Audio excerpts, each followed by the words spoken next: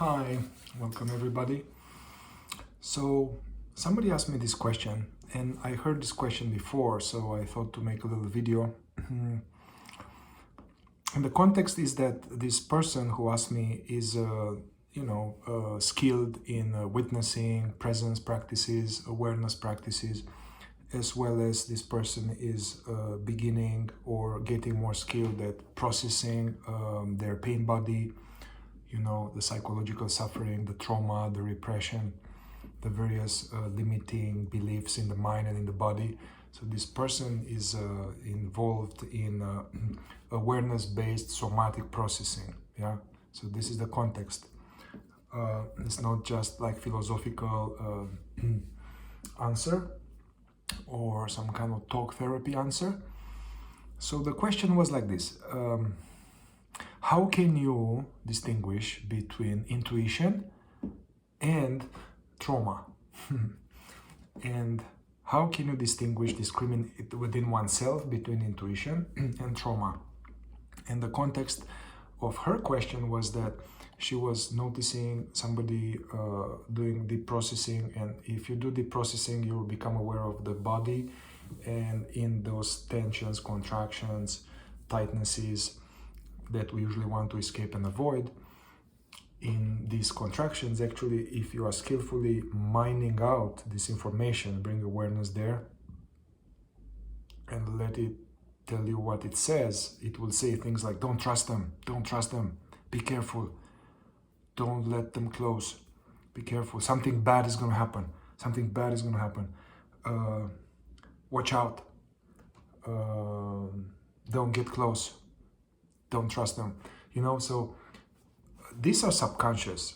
One will not be aware of them unless one is doing subconscious skilled processing, so to make these things conscious. Yeah. So okay, so this may sound like intuition. Yeah, this is like, okay, don't trust them, be careful, they're gonna hurt you. Yeah. And they come from within the body, so one may have the misunderstanding that, hey, we hear in New Agey culture, or listen to your body, there's the wisdom of the body, listen to your body. Yeah, there's a lot of wisdom in that, there is truth in that. However, if the person has been seriously traumatized, their trauma is in the body.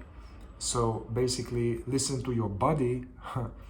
It's not a measure of having a true north, true compass, because the body will be in a constant stress of arousal and stress. Like, watch out, be careful, I'm afraid, be careful, don't go there, don't trust them.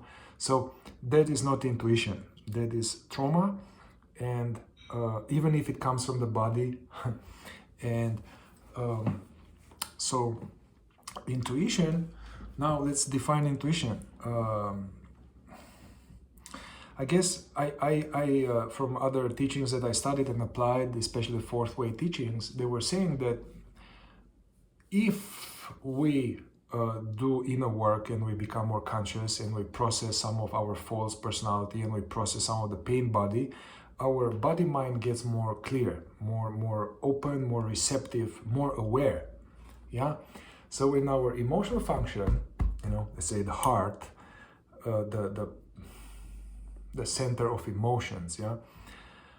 Usually this heart center of emotion is under functioning, because we have all of these negative emotions and all of these things that keep the emotional function at a lower level of functioning.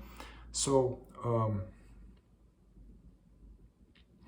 if we kind of do some serious work on ourselves, our emotional function has the capacity of sensing. Let's say you go into a room and you sense that, oh, there was some problem here, there was some conflict, these people had a fight. Or you are sensing, you are talking to someone and you are sensing like, I can't trust these people. There's some sense that there is not trustworthy, or you have to be careful.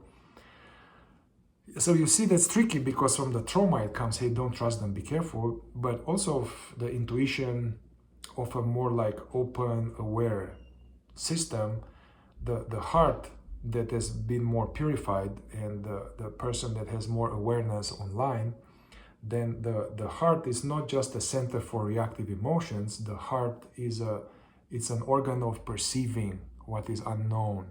So we are actually, if we are more awake and we process some of our pain body, we get much more information. We can feel what people are, their intentions, we can feel their level of integrity, we can feel their level of trust. Yeah. So now I would say the difference is that this so-called intuition, that comes more like as a quiet, kind of like a little, like a quiet voice. It's like, oh, I don't know about that. I don't have a good feeling about that. Yeah, it's a quiet, relatively calm information.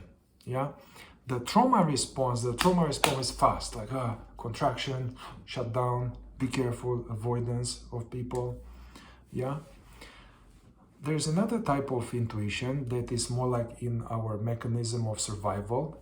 You know, we have here survival mechanism wired in our body that God, Source, created them, and we inherit them from our ancestors who survived long enough to procreate and for us to be here. So we inherited the survival mechanism of our ancestors, yeah?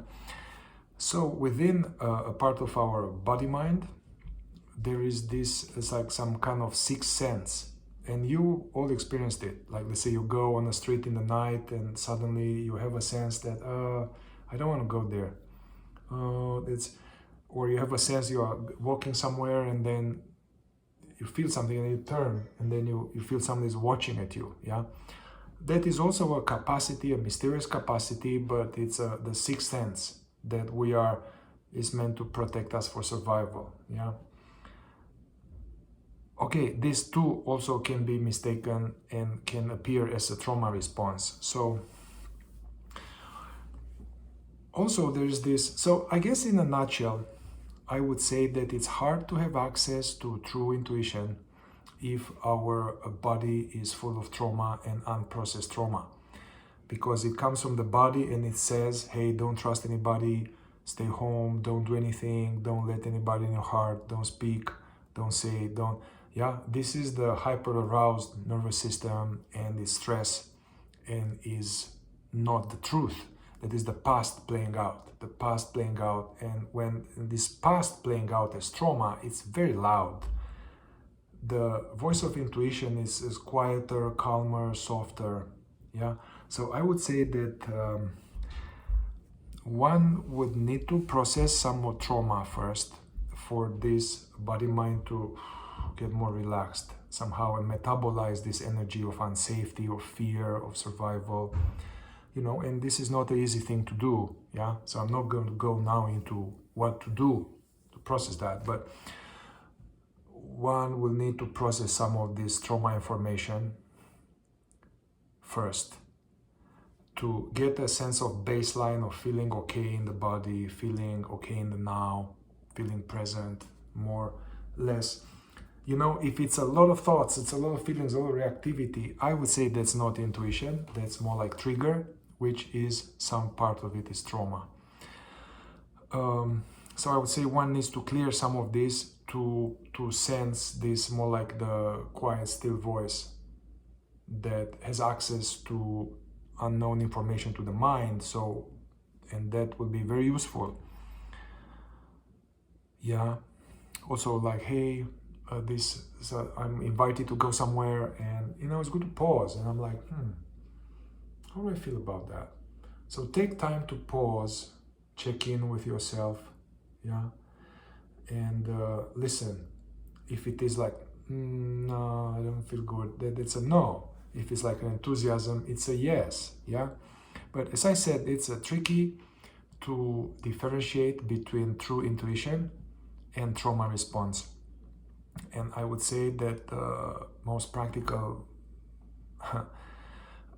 way would be to find a way to process trauma with an awareness-based approach or whatever else works, so the system gets more relaxed. And then we can have access to truer intuition.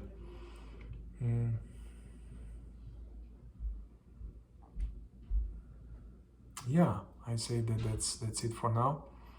In a nutshell, if it is fast, if it's quick, it's a lot of information, a lot of like thoughts, a lot of reaction, I would be more like it's a trauma response. Yeah.